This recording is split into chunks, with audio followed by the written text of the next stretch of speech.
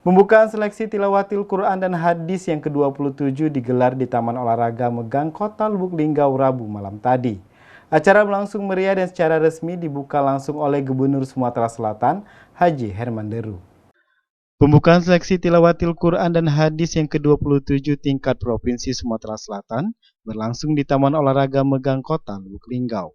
Acara berlangsung meriah dan dibuka langsung oleh Gubernur Sumatera Selatan, Haji Herman Deru.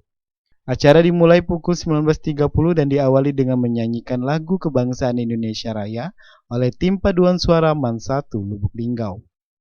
Pengajian ayat suci Al-Quran oleh Qori'ah Internasional.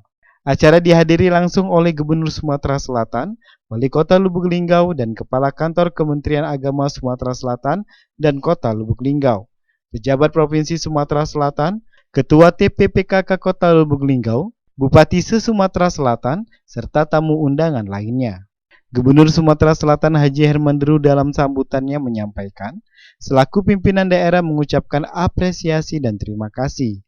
Acara ini sebagai momentum meresapi dan menghayati nilai-nilai kandungan Al-Quran, sehingga umat Islam tidak hanya pandai dalam membaca, menerjemahkan dan menghafalkannya.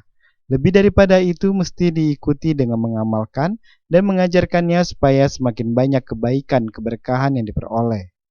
Haji SN Pranaputra Sohe, Wali Kota Lubuk Linggau, dalam sambutannya mengucapkan terima kasih atas terpilihnya Kota Lubuk Linggau sebagai tuan rumah STQH tingkat Provinsi Sumatera Selatan. STQH lanjutannya mempunyai peran vital dalam membina akhlak sekaligus digunakan untuk keselamatan dunia maupun akhirat. Ipal Wabarodi melaporkan.